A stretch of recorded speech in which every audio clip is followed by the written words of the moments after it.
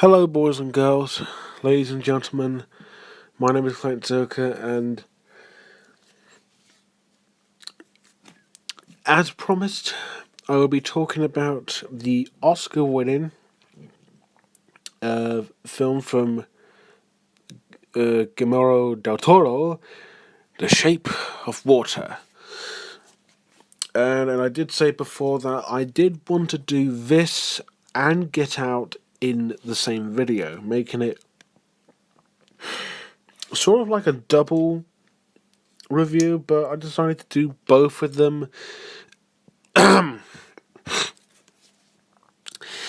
their own because I think they're both interesting to talk about separately, I think. Because if I just talk about both of them in one, I think I'll just get a little confused. And these two have actually been both in the category for Best Picture. This movie, however, won it, and I think Get Out should have just been nominated for Best Director, Best Adapted Screenplay. I don't know about Best Actor, but definitely not Best Picture. It's not amazing, but it's still a great film. This one is Oscar worthy. So, what made this one of the biggest and, well, most predictablest films to win these Oscars besides... shit. You can correct me on this. 3 or 8 billboards outside of Eddington something. Well, at least at the BAFTAs, that film I knew was going to win all the categories. Well, that was actually a competition with this film. I don't know about the Oscars, but I know it was a competition at the BAFTAs, but Anyway, so the film is basically about this girl played by Sally Hawkins, who can't speak sign language. She works at this facility where the government or the person who runs the place, I don't know. I mean, I haven't really watched the film again, but honestly, the film is never quite clear on what the place is. I mean, maybe it is, but it never catched on. From what I can gather, it just looks like an office, like a facility, I guess, for investigation. She's a cleaner. And she comes across this monster that the main villain, Richard Strickland, played brilliantly and quite scarily by Michael Sheen, and she falls in love with him. And I don't mean as in like just love; I mean sexually love. She starts to grow a connection with the creature. She has a good friendship with Octavia Spencer, her neighbor, played by Richard Jenkins, the villain Michael Sheen. And then there's like a scientist who wants to help her free the creature. There is so much going on, but it kind of makes sense. It's not in the levels of... I'm trying to think of another film that is somewhat similar but does it horribly.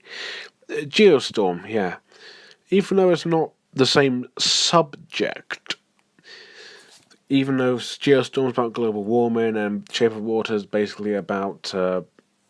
It's basically a adult fairy tale about sea monsters. However, Geostorm failed at being a movie and just became really dull and threw too much in the film. This one threw too much, but it took time. We go back to Strickland talking and trying to investigate about the creature, see where it came from, what the thing is. We get to see Sally Hawkins' character develop with the creature and how she connects with the creature, how she gets along with the creature, etc., etc. Then the scientist is working with these Russian gentlemen, I think, or maybe they're from Germany, I don't know. And they're talking about buying the creature or something, and then, he wants to actually help them because, he's a good guy. Then you see the neighbour, played by Richard Jenkins, who's also a homosexual, and likes to do paintings. Okay, when I say it all comes together, it does mostly, and some of it may not connect well, but it's supposed to be a world, where all the characters just do what they normally do. I don't remember where it was set, but I know it's definitely not in the 2000s. I'll get more into that in the visuals, but the movie is far more interesting at telling its plot than actually just put stuff here for filler. I mean, it does a couple of times, but at least it serves a purpose. The direction with Del Toro is quite fascinating, actually. It's unlike anything I've ever seen. When I saw the trailer for the film, I thought it looked good. It didn't look like anything amazing, but it looked good. You start to care for the relationship with these characters, even if it's between Sally Hawkins, Octavia Spencer, Richard Jenkins, the monster, the scientist. I don't know too much about Michael Sheen, but yeah, he's something. So, in a way, this may be a cliche or maybe predictable, but in a way, it does it in a kind of refreshing and unique way. I wouldn't say it's really original.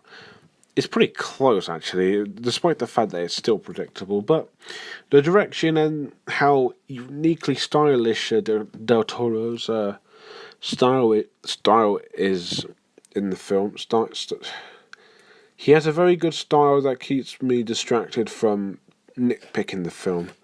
I know that's kind of manipulative and distracting, but if you just did it normally, like how anyone else would, I would nitpick the hell out of that. But since Del Toro has so much heart and care in the film, I actually didn't notice, and I think his style in this world kind of works. While it may not be original, it's pretty close with its clever commentary about the sea life and sexuality with creatures. At least that's what I got out of it. It's visual storytelling and good style from good old Del Toro, and some characters you want to succeed and you can get a lot out of them. I'll explain more later. Visuals. Wow, I mean, I thought La La Land looked pretty great, but this looks amazing.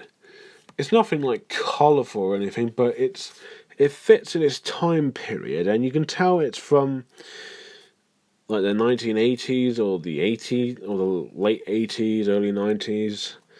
It definitely has a very unique and satisfying look that makes you want to be part of this world, even if it is discriminative or discrimination or whatever. You get the point. But visually, it looks absolutely amazing. The camera work, the color scheme, everything. The world that these characters live in is absolutely gorgeous, and it looks real, and it just looks absolutely incredible. It's a place I would love to go if it was real, even though I don't think it really is. But unlike most films that have like this, like normal, happy, average town and neighborhood, like I think the remake of, was it a remake of Suburbicon? You know, the one with Matt Damon, and film I heard wasn't doing too well. That one was a little too bland to look at least from the trailers. This one, wow, this one looks amazing. There's not one shot in the film that looked boring or dull. Everything seemed to fit, the colours, the production design, everything. It just looked magnificent. Sure, La La Land is quite colourful and it's very well shot. This one is, but it has a very fitting visual to it.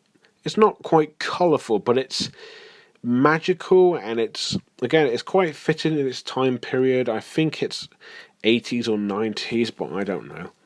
And the CGI on the monster, played by, oh god, I forgot his name. Not voicing the creature, but playing him for motion capture. Anyways, the motion capture on the creature looks terrific. Honestly, at one point I didn't think he was fake. I actually thought he was real at times.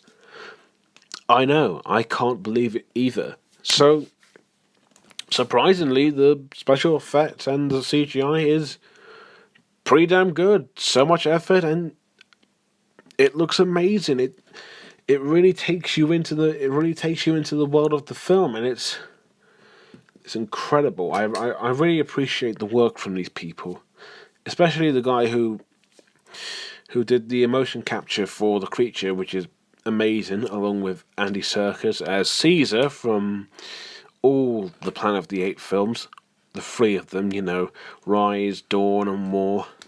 Yeah. But anyways, visually, this is one of the best looking films I've seen from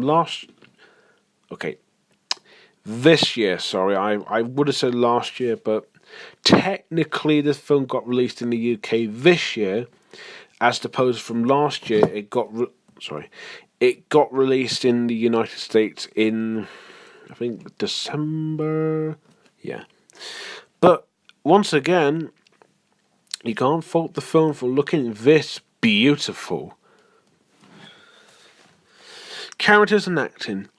Let's start with our main character, played by Sally Hawkins, and no, I do not remember their names. I only remember the villain's name. That's about it, really. The main character, played by Sally Hawkins, again, she can't speak. She can only use sign language. She likes doing her job. She's in love with this creature sexually, not just. No, I mean actually get in there. Well, she may be. Well, around others, she may be sweet and likable, and she's lovely. But she has a big attachment to this creature, and while it may be a bit strange, but if you get into this universe and how it works, and keep in mind, this is supposed to be fictional. So you're not supposed to take everything literal. But her connection with the creature does make it quite touching and quite lovely as well, and a little creepy at times. Speaking of the creature, he's basically like a monster. He's basically just like a monster, like a Loch Ness monster from the lake. But his heart has switched and become pure thanks to the Sally Hawkins' character, who changed the creature, and I think the creature is a he. So he goes from a monster to a almost genuine human, even if he is just in motion capture. Honestly, I never found him quite scary. I actually found him quite lovely. He's a really likable character, and he's so cute. And on the subject of sign language, he can kind of do it as well when he learns it from Sally Hawkins, and it's kind of brilliant.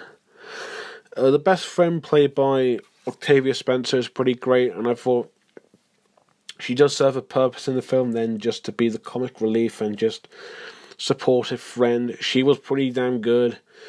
Richard Jenkins as the neighbor is charming, likable. He has a point.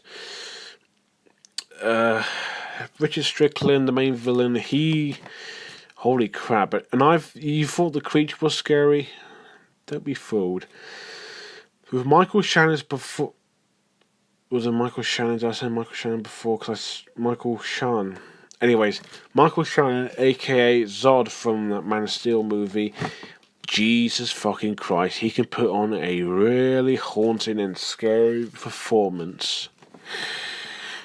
I found him more scary than the creature, and I know that does sound a bit strange, but he is genuinely terrifying. He's really, really over the top.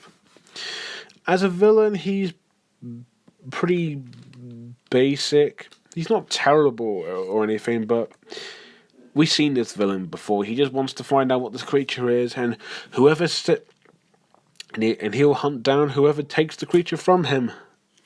Yeah, but with Michael Shannon's performance and his character, it makes him kind of interesting and bizarrely entertaining. Wow.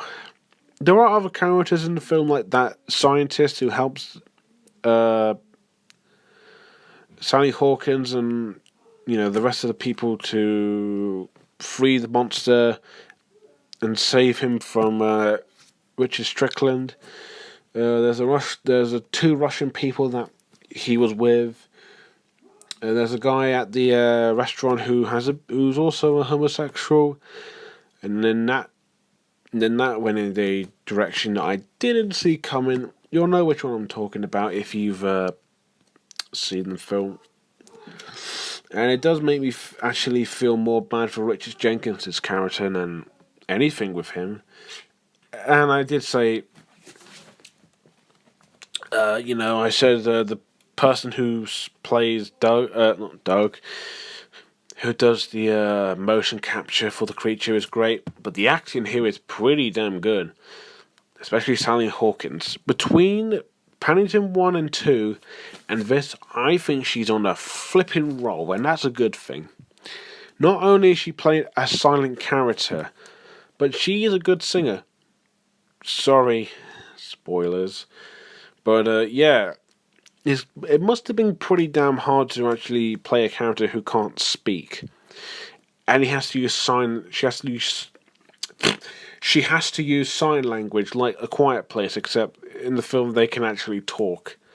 In here, her character can't, and the way she communicates with Richard Jenkins in that one scene, in the scene where she expresses that the creature does actually see her in her eyes, and he's trying to explain to him that he deeply loves her, and the way she acts with the sign language is incredible, and it makes me wonder. Why don't we get more films that have a character that can only do sign language? Sure, the people who can't hear it is not going to understand it, but there could be someone next to them and just read out the subtitles. But I don't know, it can make a film more powerful than words. The images, its expressions are more it can be a bit more expressive than just using words. Everyone else, like Octavia Spencer, Richard Jenkins, the scientist, Michael Shannon, they all do a pretty great job, and I do like Richard Jenkins. I think he's quite charming. Octavia Spencer's great. Michael Shannon is over the top, but hey, he does what he does best.